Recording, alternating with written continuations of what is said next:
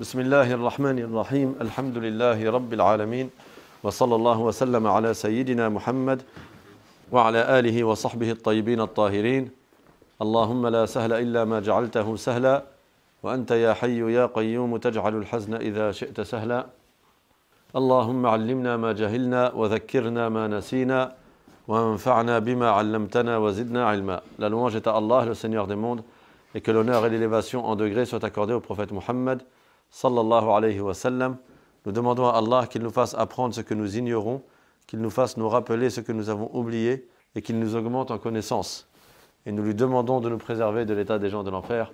Et nous demandons à Allah qu'il fasse que notre intention soit sincère dans l'apprentissage et l'application de la science de la religion. Amin. On va continuer dans l'explication de Al-Aqidatul Murshida, la croyance salvatrice. Et je vous avais dit que le texte était court. Là, on est dans l'avant-dernier cours. Inch'Allah ta'ala, normalement, il nous reste le cours de demain matin, enfin, ce matin et demain matin. Et après, on a terminé le livret.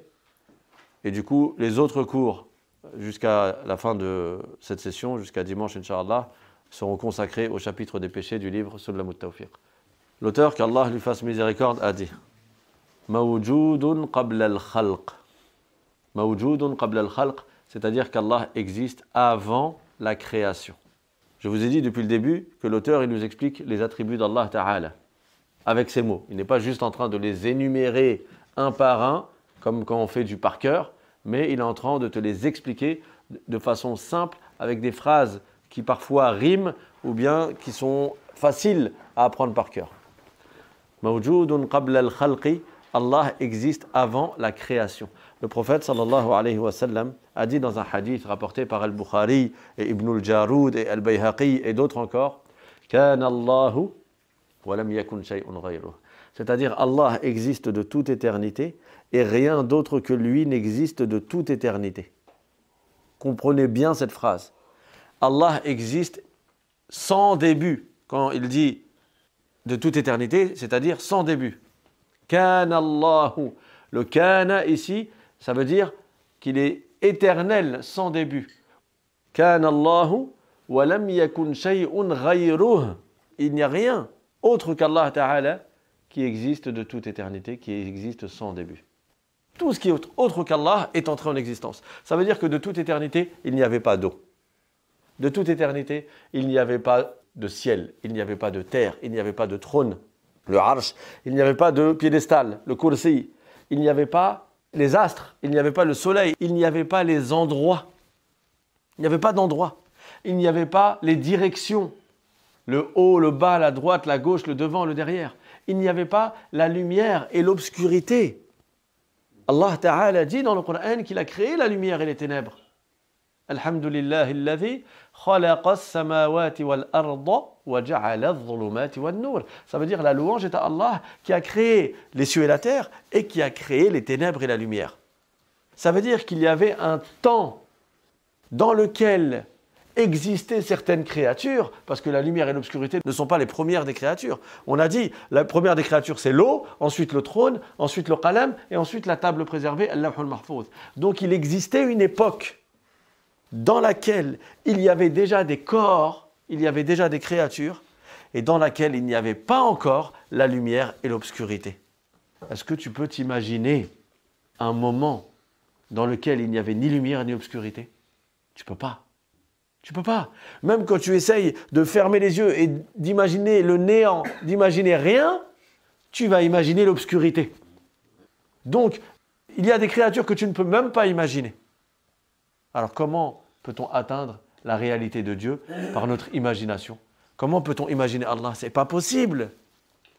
Mais ça, on y reviendra, Inch'Allah, dans le cours de demain. Allah Ta'ala existe de toute éternité avant toute chose. Et donc, il n'est pas permis de croire ce qu'ont dit les philosophes comme Aristote, et ça n'est pas la croyance des musulmans. C'est une croyance contraire à l'islam que de prétendre que ce monde est éternel et qu'il n'a pas de début à son existence. Ça, c'est la croyance d'Aristote. Aristote avait pour croyance que le monde n'a pas de début à son existence. L'islam enseigne que le seul qui n'a pas de début à son existence, c'est Allah. Attribuer à autre qu'Allah l'éternité sans début, ça revient à dire qu'Allah a un associé dans l'éternité. Premièrement. Deuxièmement, ça revient à dire qu'Allah n'a pas créé le monde puisqu'il existe de toute éternité ce monde.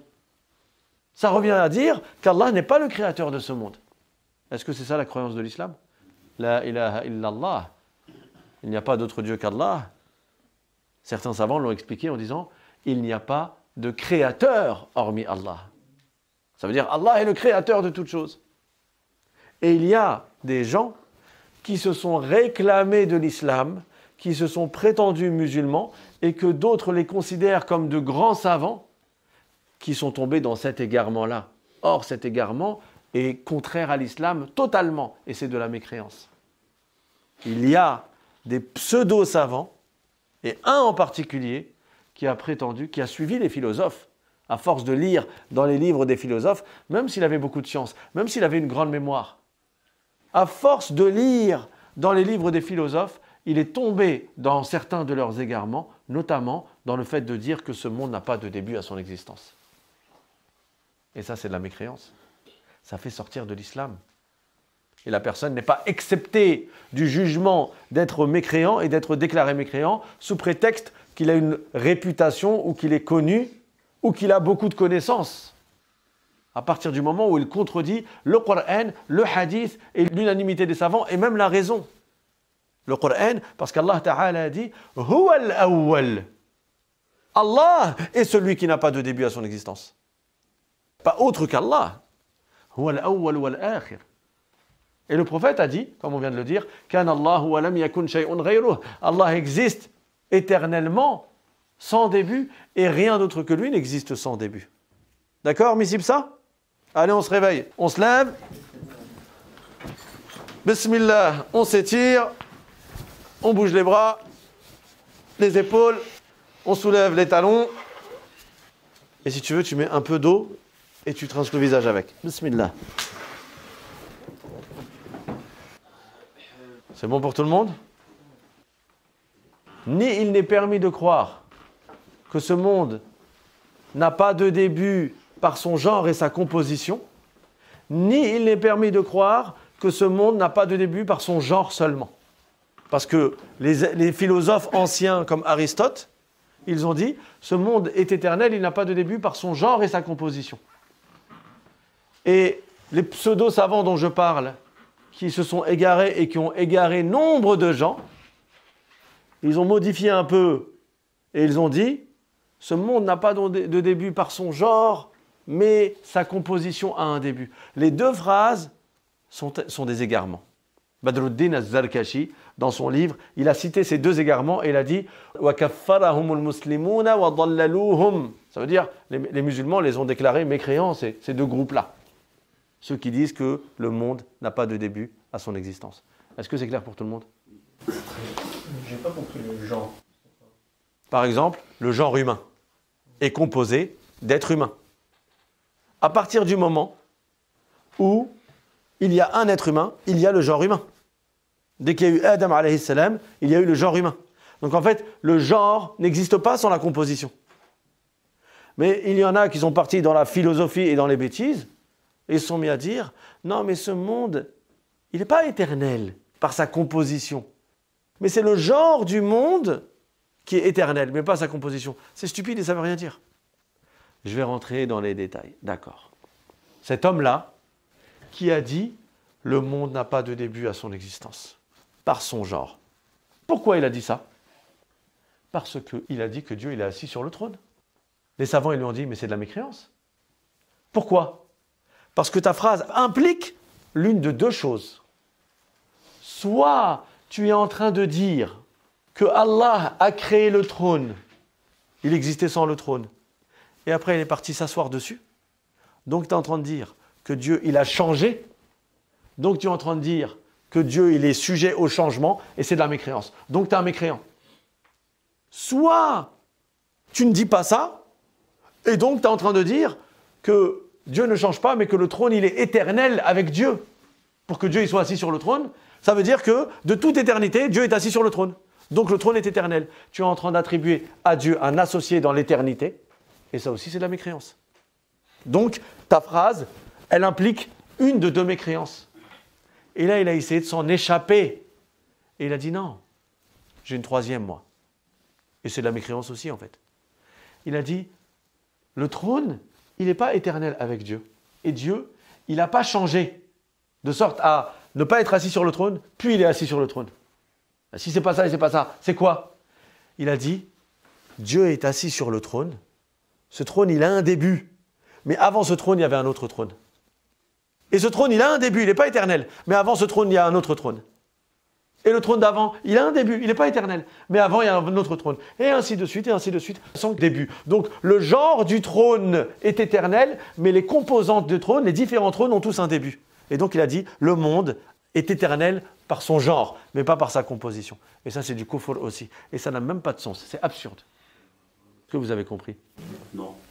C'est pas, on peut pas comprendre, ça n'a pas de sens. Ça n'a pas de sens. Mais tu as compris ce qui s'est passé? Ok. Pourquoi c'est stupide? Pourquoi ça n'a pas de sens? Pourquoi c'est impossible? Je vais vous donner un exemple. Supposons que je te dise, je te donne 1 euro aujourd'hui, à condition que je t'ai donné 1 euro hier. Je vais te le donner, mon euro, à condition que hier, je t'ai donné 1 euro. C'est bon? Sauf que hier, je t'ai donné 1 euro, à condition que avant-hier, je t'avais donné 1 euro aussi. Mais avant-hier, je t'avais donné 1 euro, à condition que avant-hier, je t'avais donné 1 euro aussi. Et comme ça, sans jamais s'arrêter, sans fin, infiniment. Est-ce qu'aujourd'hui, je vais te donner 1 euro? Non. Pourquoi? Parce que pour te donner l'euro d'aujourd'hui, il faut avoir fini une infinité. Est-ce qu'une infinité se finit? T'as compris? Je te donne 1 euro aujourd'hui que si je t'ai donné 1 euro chaque jour, éternellement, infiniment. Donc pour te donner l'euro d'aujourd'hui, il faut que j'ai fini de te donner une chose qui ne se finit pas. Donc est-ce que tu auras l'euro aujourd'hui? Tu ne l'auras pas. Quand il me dit qu'il y a un trône aujourd'hui, mais que ce trône existe à condition qu'avant lui, il y en avait un, à condition qu'avant lui, il y en avait un, à condition qu'avant lui, il y en avait un, sans début. Il est en train de dire que pour que le trône d'aujourd'hui, il existe, il faut d'abord en avoir fini avec une infinité de trônes. Une infinité de trônes, est-ce que ça se finit? Non. Ça veut dire que le trône d'aujourd'hui n'existe pas. S'il prétend qu'il y en a eu une infinité avant, ben comme c'est infini, le trône d'aujourd'hui n'existe pas. Mais le trône d'aujourd'hui, il existe ou pas? Il existe, c'est écrit dans le Coran. Il existe, le prophète, il en a parlé. Il a dit « Wa saqfuhu arshur rahman » le toit du paradis, c'est le trône. Donc le trône existe. Si le trône existe, il n'y a pas eu une infinité de trônes avant, c'est impossible. Comprenez? À partir de là, il a inventé en disant « Ce monde n'a pas de début à son existence ». Et celui qui croit ça n'est pas musulman. Il a dit par son genre, mais ça ne change rien. Il est en train d'attribuer à Allah un associé, il est en train de faire du shirk. Qu'est-ce qui sauve les gens? L'apprentissage des livres de savants sur la croyance. Tu apprends ça, tu ne te fais pas piéger. Quand tu apprends par cœur cette phrase, et je vais vous dire la phrase d'après, Laysa lahu qablun wala ba'dun wala fawqun wala tahtun wala yaminun wala shimalun wala amamun wala khalfun. À apprendre par cœur dès que tu es petit. Allah n'a pas de début, il n'a pas d'après, il n'a pas de fin. Il n'a pas de haut, il n'a pas de bas, il n'a pas de droite, il n'a pas de gauche, il n'a pas de devant, il n'a pas de derrière. Allah n'est pas concerné par les directions. Tu apprends ça dès que tu es petit. Quand tu grandis, il y a quelqu'un qui vient et dit « Ouais, Dieu il est dans le ciel ». Tu dis « A'oudhu billah ». Dieu, c'est pas un bonhomme, c'est pas un corps. Tout de suite, ça y est, ça, c'est dans ta tête. Mais quand tu n'as pas appris la religion, et qu'en plus tu regardes la télé, et que tu vois que les chrétiens ils disent « Mon repère qui est aux cieux », tu as l'habitude d'entendre ça. Et tu apprends que les juifs ils disent « Dieu il est dans le ciel », tu as l'habitude d'entendre ça. Et tu es bercé dans un monde occidental de mécréance. Et après, tu rentres à la mosquée pour apprendre la religion, et tu lis un livre qui dit exactement la même chose. Tu dis quoi? Bah, tu tombes dans le piège. Tu vas croire que c'est ça en fait, c'est commun aux 3 religions. Alors que l'islam, c'est de croire qu'Allah est unique et qu'il ne ressemble pas à sa création. C'est clair pour tout le monde? Très bien. Ensuite, il a dit « Laysa lahu qablun wala ba'dun » Allah Ta'ala n'est pas précédé par le néant et il n'est pas succédé par le néant. Il n'y a pas un avant Allah et il n'y a pas un après Allah. Parce qu'Allah est éternel, il ne change pas, il ne dépend pas du temps puisqu'il existe avant le temps. ولا فوق ولا تحت ولا يمين ولا شمال ولا أمام ولا خلف. comme j'ai dit, Allah Ta'ala n'est pas concerné par les 6 directions. On ne dit pas, il y a quelque chose au-dessus d'Allah. On ne dit pas, il y a quelque chose en dessous d'Allah. Dieu, ce n'est pas un corps. Celui qui a un au-dessus ou un en dessous, c'est un corps qui remplit un espace. Allah est le créateur des espaces et des corps. Alors, est-ce qu'on peut dire Dieu est assis au-dessus du trône? Mais ça voudrait dire quoi? Que le trône est en dessous d'Allah. Ça veut dire que Allah est limité. Ça veut dire Allah a des dimensions, des limites. Et l'imam Abu Ja'far al-Tahawi, qui lui est un grand savant du salaf, et il a écrit un petit livre un peu plus grand que celui-là, dans lequel lui aussi il explique la croyance, et que les enfants apprennent par cœur. Et dedans il dit quoi? Ta'ala ya'nillah anil hududi wal ghayati wal arkani wal a'da'i wal adawat wa la tahwihi al jihatu sittu kasa'iri al mubtada'at. Ça c'est une phrase normalement que tu apprends par cœur depuis que tu es petit. Le livre de Al-Tahawi, il a été expliqué par de nombreux savants. Il dit Allah est exempt des limites, des extrémités, des côtés, des fins, avoir une fin, et des organes petits ou grands. Et il n'est pas concerné par les 6 directions, contrairement aux créatures. Ça, c'est la croyance des musulmans. Vous voyez l'importance d'apprendre la religion? Et les gens qui disent « Non, mais moi je fais ma prière, moi je suis pratiquant, je fais ma prière », et qui n'apprennent pas la croyance, qui n'apprennent pas la religion, mais ils risquent de tomber dans les égarements. Il suffit qu'il écoute, ou qu'il lise, ou qu'il tombe sur un livre, il va tomber dans l'égarement et ne s'en rend même pas compte. Voilà pourquoi les savants se sont attachés à écrire des tout petits livres comme ça sur la croyance, qui font 1 page, 2 pages. Là, on prend du temps parce que j'explique, mais en réalité, ce livre, il fait 2 pages. Et tu l'apprends par cœur, et tu grandis avec. Et tu le récites chaque semaine en Algérie, dans les zaouïas. Chaque semaine, tous les jeudis, je crois, ils le récitent par cœur tous ensemble, pour se rappeler. Salahuddin al-Ayyubi, il le faisait réciter tous les matins au subh pour que tout le monde entende. Pour préserver la foi. La foi, c'est la forteresse des musulmans. C'est ce qui les unit. Ensuite, il a dit « Wala kullun wala ba'dun » Allah n'est pas un tout ni une partie. Puisque ce n'est pas un corps. Moi, je suis un tout. Si tu me coupes la main, tu vois bien que je suis en 2 parties. Donc nous sommes divisibles. La bouteille, tu peux la couper en 2. La table, tu peux la couper en 2. La baguette, tu peux la couper en 2. Allah, tu ne peux pas le couper en 2 puisqu'il n'est pas un corps. Il n'est pas divisible. Il n'est pas un tout composé de parties et il n'est pas une partie de quelque chose. C'est ça la croyance des musulmans. Mais quand quelqu'un, mécréant, dit « Dieu est assis sur le trône », il est en train de dire que Dieu il est en plusieurs parties. Parce que c'est quoi s'asseoir? C'est avoir au moins 2 parties, une partie haute et une partie basse, et tu plies la partie haute avec la partie basse. Est-ce qu'une cuillère, elle peut s'asseoir? C'est un corps. Est-ce qu'elle peut s'asseoir? Non, parce qu'elle est en une seule partie. Est-ce qu'un stylo, il peut s'asseoir? Non, parce qu'il est en une seule partie. Déjà, pour s'asseoir, il faut être en plusieurs parties qui soient partitionnables, pliables l'une sur l'autre, n'est-ce pas? Les singes s'assoient, les chiens s'assoient, les anges s'assoient, les djinns s'assoient, les êtres humains s'assoient, les cochons s'assoient. Prétendre qu'Allah s'assoit, que tu le veuilles ou non, même si l'autre il dit non, mais moi je ne suis pas rentré dans ces détails, mais ça revient à ça. C'est une implication directe. Prétendre que Dieu s'assoit, c'est approuver le fait qu'Allah est un corps fait en plusieurs parties. Donc ça ne sauve pas la personne de dire « Non, mais il s'assoit, mais pas comme nous. Non, mais il s'assoit, mais tu ne peux pas savoir comment. Non, mais il s'assoit, mais on ne s'imagine pas. Mais s'asseoir, c'est s'asseoir. Pas comme nous. Pas... Oui, mais ça revient à s'asseoir quand même. Ça revient à être un corps avec des parties. D'accord? Allah n'est pas un tout, ni une partie. وَلَا يُقَالُ مَتَى كَانَ وَلَا أَيْنَ كَانَ وَلَا كَيْفَ. Il ne s'est pas contenté de dire tout à l'heure que Allah n'a pas de haut, n'a pas de bas, n'a pas de droite, n'a pas de gauche, n'a pas de devant, n'a pas d'arrière. Non! Il veut ancrer la bonne croyance dans ton esprit, que tu comprennes bien. Alors il ajoute et il dit, on ne dit pas quand a-t-il existé, ni où est-il, ni comment. Ces 3 questions, on ne les pose pas pour Allah. Donc, وَلَا يُقَالُ مَتَى كَانَ, l'auteur a dit, on ne dit pas quand Allah a existé. Pourquoi on ne dit pas quand? Parce que le quand, c'est pour le temps. C'est pour donner une époque, un moment donné. Ça veut dire que la personne, elle est entrée en existence à ce moment-là. Mais est-ce que Dieu il est entré en existence? Non, Dieu existe de toute éternité. Est-ce que Dieu, il dépend du temps? Non, donc il n'est pas concerné par le quand. Donc on n'a pas le droit de dire il a existé quand Dieu. Ça, c'est pas permis. C'est contraire à l'islam. Parce que ça revient à dire que Dieu, il a existé à un moment donné et qu'il dépend du temps. Ensuite, il a dit « Wala ayna kana » et on ne demande pas où est Dieu. Si je dis « Elle est où ta voiture ?» Si je dis, elle est où ta maison? Tu vas me dire, elle est là, elle est dans telle ville, elle est dans tel endroit. Donc, en posant la question où, je suis en train de dire que ta voiture, ta maison est dans un endroit, mais moi, je ne sais pas où. Vous comprenez? Mais si je dis, elle est où ta voiture, ça veut dire que je confirme que ta voiture est quelque part. Mais moi, je ne sais pas où. Donc, celui qui dit, il est où Dieu? Il est en train de dire, Dieu, il est quelque part.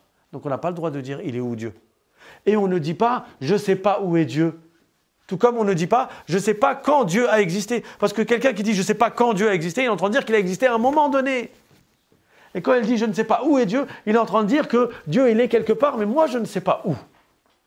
Et de la même manière, on ne demande pas comment est Dieu. Et on ne dit pas, je ne sais pas comment est Dieu. Le comment, c'est quoi? Le comment, c'est tout ce par quoi on caractérise les créatures. Comment elle est la table? Comment elle est la table, Boumedienne? Elle est rectangulaire. Comment elle est la table, Rachid? Elle est petite.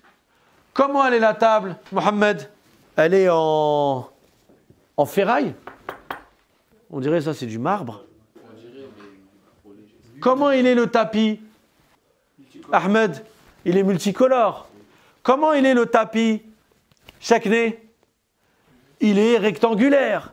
Comment il est le tapis? Wajih, il est en tissu. C'est les caractéristiques des créatures. Les dimensions, la couleur, la matière, la forme, c'est tout ce qui est matériel et physique. Alors comment tu vas dire comment est Dieu alors que Dieu est le créateur de la matière, il est le créateur des formes, il est le créateur du physique, il est le créateur du matériel, il est le créateur des dimensions, il est le créateur des aspects, des apparences, des images, des volumes, des quantités, de la longueur, de la largeur, de la profondeur, de l'épaisseur. Allah est le créateur de toutes choses. Tu ne peux pas dire comment est Dieu alors que le comment, c'est pour les créatures. Et on ne dit pas je ne sais pas comment est Dieu. Parce que si je dis je ne sais pas comment est ton frère. Tu as un frère? Je ne sais pas comment est ton frère. Ça veut dire que ton frère, il a un comment, mais moi, je ne le connais pas. Je ne sais pas comment est ton frère. Tu vas me dire, ah, tu ne sais pas comment il est? Mon frère, il est grand, il a le nez pointu, il a les yeux ovales, il a les cheveux crépus ou bien raides, il est musclé, il fait telle taille, il fait tel poids. C'est ça le comment. Il est de telle couleur, il a les oreilles comme ci, il a les joues comme ça, il a de la barbe, il n'a pas de barbe. Moi, je dis, je ne sais pas comment il est, ça veut dire que je suis en train d'indiquer qu'il a des caractéristiques, qu'il a des formes et une image et un physique, mais moi, je ne le connais pas. Sauf que Allah Ta'ala, il est le créateur des caractéristiques. Il est le créateur des formes, de toutes ces choses-là. Et donc, on ne dit pas comment est Dieu et on ne dit pas je ne sais pas comment est Dieu. Et tout ça, l'auteur, il te le dit en une phrase. Wala yuqalu mata kana, wala ayna kana, wala kayf. On ne dit pas quand a-t-il existé, ni où, ni comment. Tac, tu apprends cette phrase par cœur, c'est ancré dans ta tête, c'est fini. Et si un jour quelqu'un vient et te dit, il est où Dieu? Ah ben tu dis pas, stupidement, je ne sais pas. Tout comme tu dis pas, il est dans le ciel. Tout comme tu dis pas, il est là-haut. Non, tu dis, Allah n'est pas dans un endroit, il a créé les endroits. Ça se dit pas, il est où Dieu? Dieu, il n'est pas dans un endroit, tout simplement. Et c'est en apprenant le tawhid, c'est en apprenant la science de la croyance, qui est la plus importante des sciences. C'est ce qui préserve ta foi. C'est ce qui te permet d'être sur la croyance du prophète, sallallahu alayhi wa sallam. Tu peux éviter les pièges du shaitan. Et l'ignorant, lui, il tombe à pieds joints dans l'égarement s'il ne sait pas et qu'on l'interroge. L'ignorance, c'est un ennemi pour la personne. L'ignorance de la personne, c'est un de ses plus grands ennemis. Et la science, c'est la lumière qui te montre le chemin qui mène au paradis. Ensuite, il insiste et il répète. Regardez le temps qu'il prend pour ça. Kana wala makan. Allah existe de toute éternité alors qu'il n'y avait pas d'endroit. Kawwan al-akwan, c'est lui qui a créé les mondes. Wa dabbara az-zaman, c'est lui qui a établi le temps, qui a créé le temps.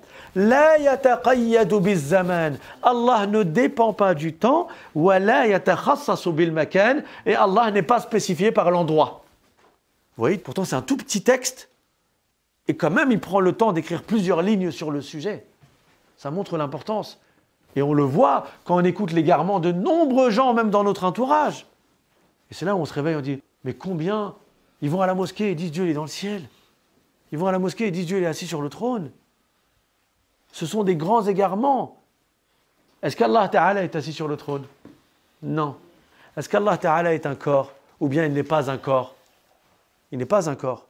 Celui qui adore un corps, ces gens-là, ils adorent un corps qui est assis sur le trône. Est-ce qu'ils adorent Allah? Non. Quelqu'un qui adore autre qu'Allah, est-ce qu'il est musulman? Non. Il y en a qui vont dire, attends, mais quand même, il dit la ilaha illallah, il va à la mosquée, tu es en train de dire quelque chose de grave quand même, tu es en train de dire qu'il est mécréant. La réponse, elle est simple. Allah, c'est un corps ou c'est pas un corps? Allah n'est pas un corps. Celui qui adore un corps, est-ce que c'est Allah qui l'a adoré? Non. Donc il a adoré autre qu'Allah? Oui. Celui qui adore autre qu'Allah, est-ce qu'il est musulman? Non. Celui qui adore Jésus, est-ce qu'il est musulman? Non. Celui qui adore une vache, est-ce qu'il est musulman? Non. Celui qui adore un corps qu'il s'est imaginé assis sur le trône, est-ce qu'il a adoré Allah? Non. Est-ce qu'il est musulman? Non. Est-ce qu'on peut faire la prière derrière lui? Non. Parce que sa prière n'est pas valable.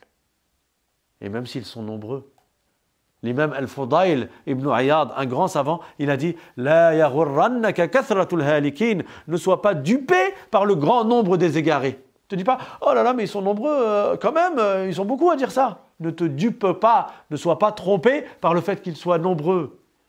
Allah dit dans le Coran « Wa ma aktharun nasi walau harasta bimu'minin » Si tu comptes, la plupart des gens ne sont pas musulmans. « Wa ma aktharun nas walau harasta » Bimu'minin. Même si tu dénombres minutieusement, tu t'aperçois que la plupart des gens ne sont pas des croyants. Donc ne sois pas dupé par le fait qu'il y a beaucoup d'égarés. Toi, tu restes sur le droit chemin, même s'ils sont nombreux à s'égarer. Tu restes sur la vérité, même s'ils sont nombreux à être sur le faux. Tu ne dis pas « Ah ouais, mais comme ils sont nombreux, je vais aller avec eux. » Non, tu dis « Ils se sont trompés, moi je reste sur la vérité. » Sur ce qui est juste, sur ce qui est correct et conforme au Coran, à la Sunna et même à la raison. Le prophète sallallahu alayhi wa sallam n'a-t-il pas dit dans un hadith rapporté par Al-Bayhaqi entre autres Allahumma anta al-zahiru falaysa fawqaka shay' wa anta al-batinu falaysa dunaka shay'. Le hadith il est plus long, mais cette partie elle veut dire quoi? Oh Allah, tu es al-zahir, rien n'est donc au-dessus de toi. Et tu es al-batin, rien n'est donc en dessous de toi. Al-Bayhaqi, quand il a cité ce hadith, il a dit nos compagnons, il parle des savants de son époque, ils ont utilisé ce hadith comme preuve pour dire qu'Allah n'est pas dans un endroit. Celui qui n'a rien au-dessus de lui et rien en dessous de lui n'est pas dans un endroit.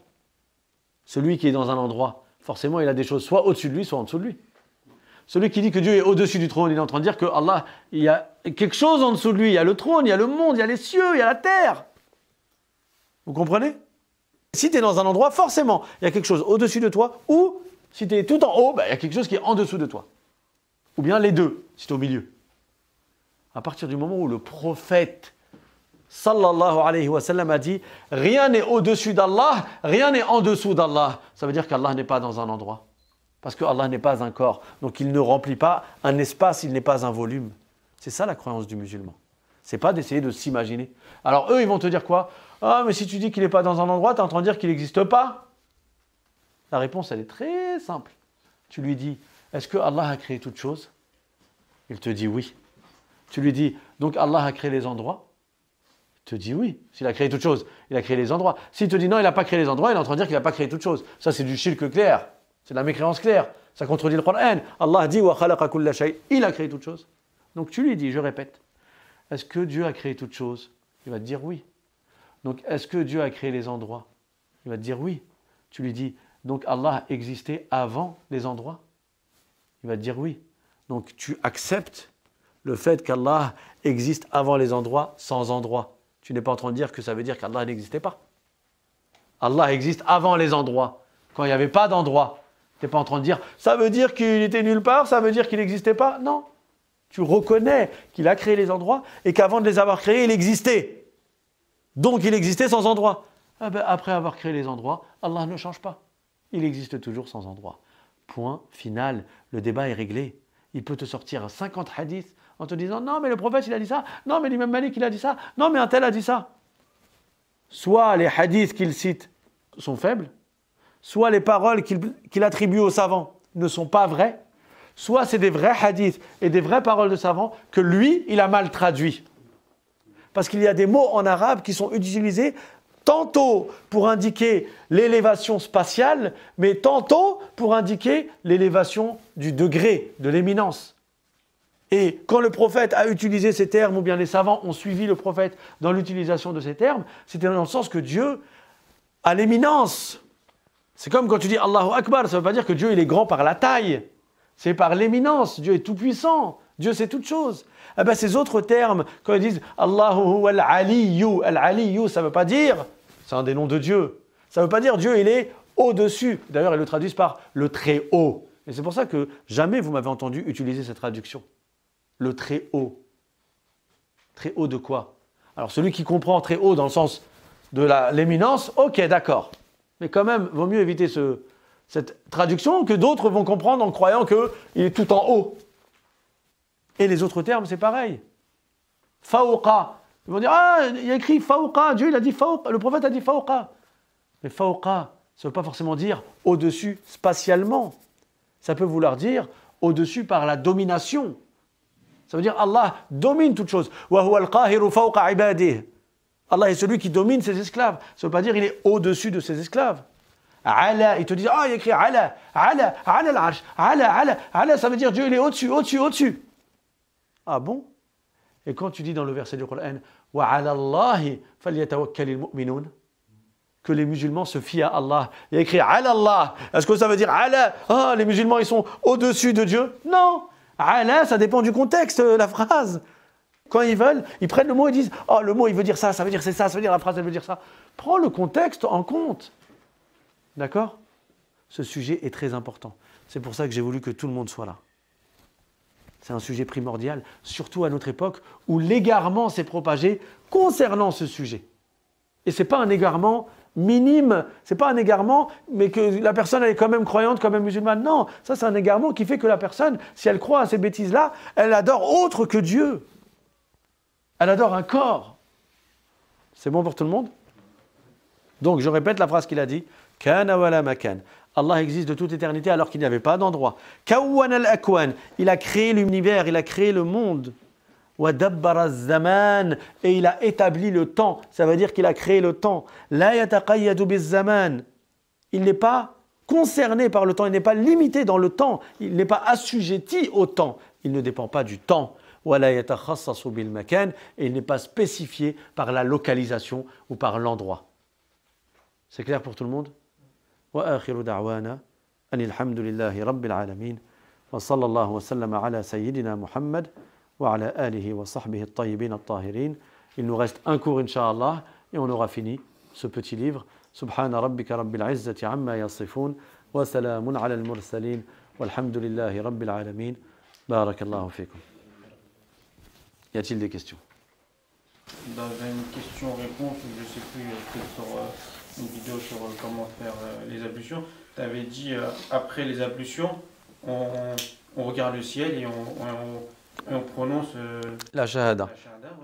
Ouais. Du coup, faut le faire avec...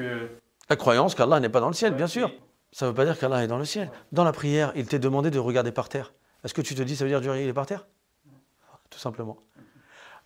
Après les ablutions, le prophète a levé les yeux vers le ciel et il a récité la shahada. Dans la prière, le prophète nous a interdit de regarder vers le ciel. Il nous dit de regarder là où on se prosterne.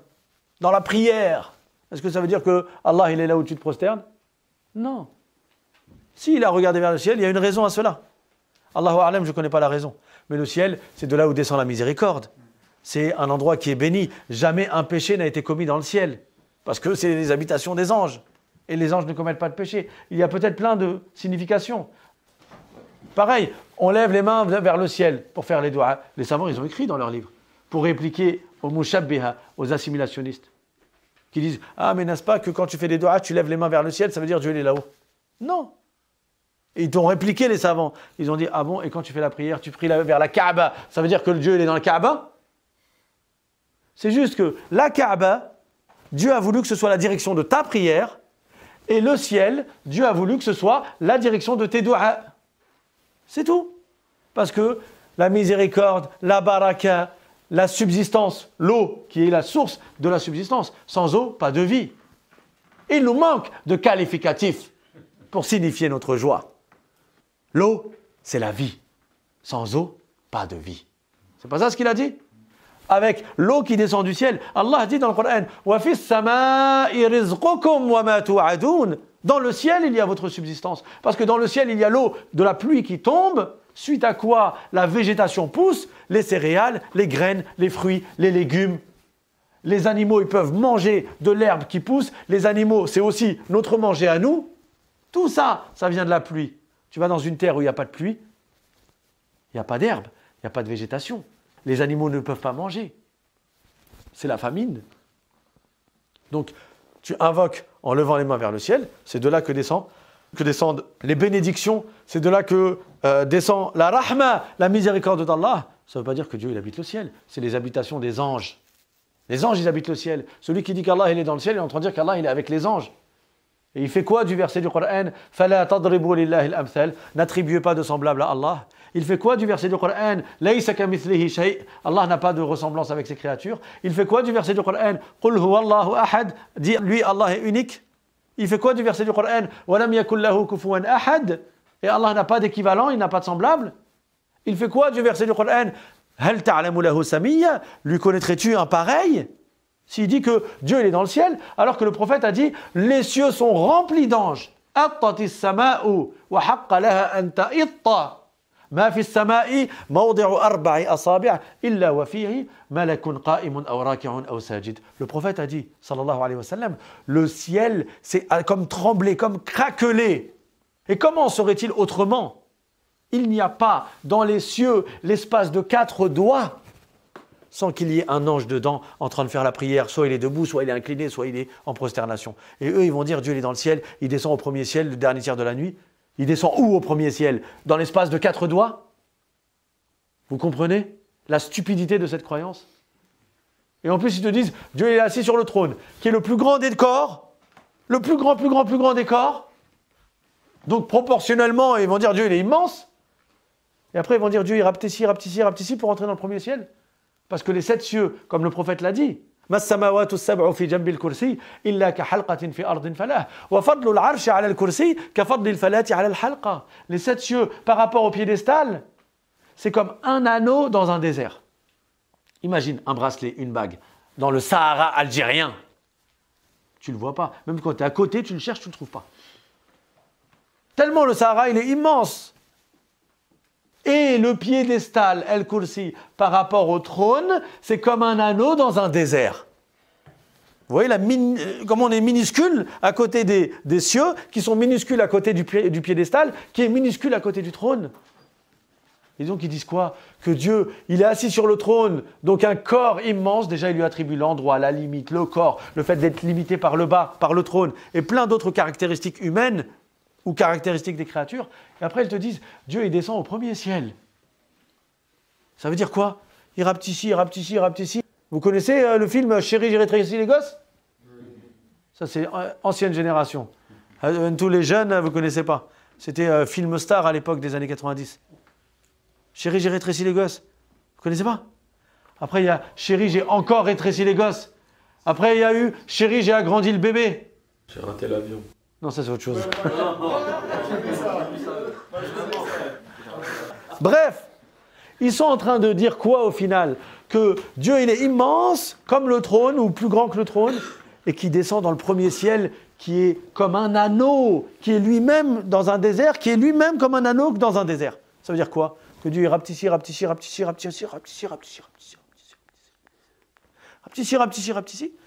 Il arrive au premier ciel dans le dernier tiers de la nuit.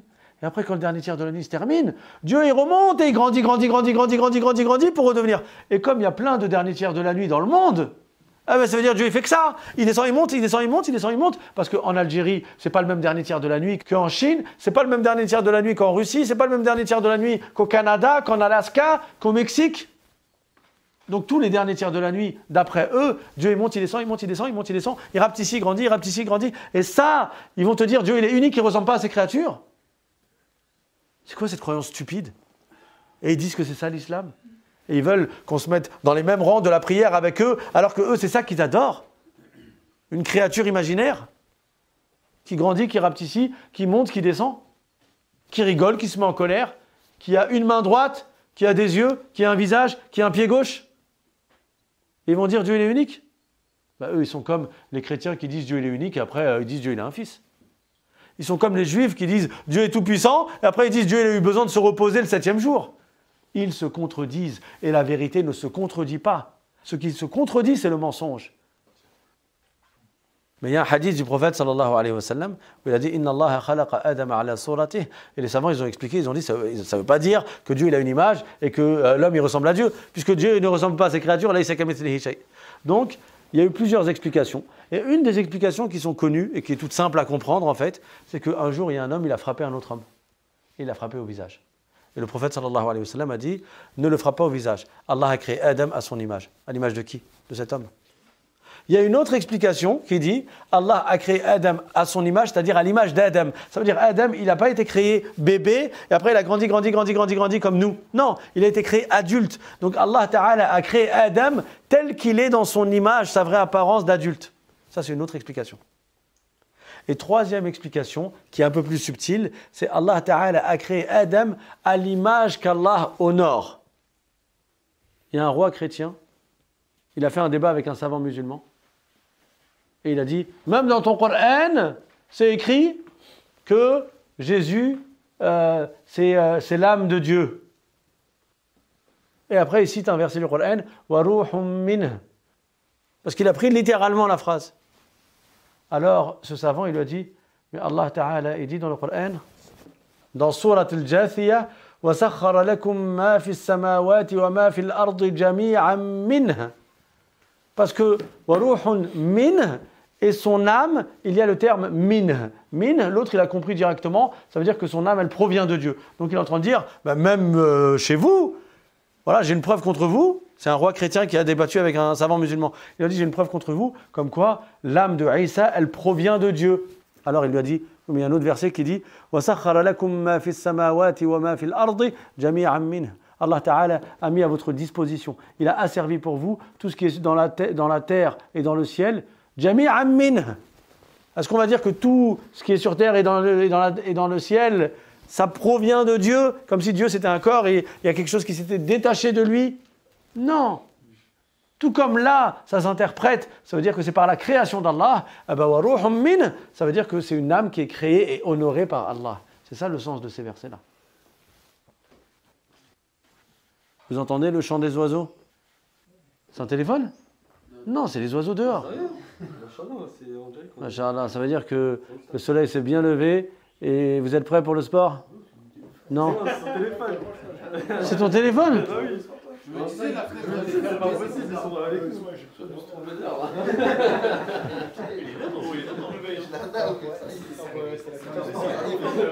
وآخر دعوانا أن الحمد لله رب العالمين وصلى الله وسلم على رسول الله وعلى آله وصحبه ومن والاه سبحان ربك رب العزة عما يصفون وسلام على المرسلين والحمد لله رب العالمين.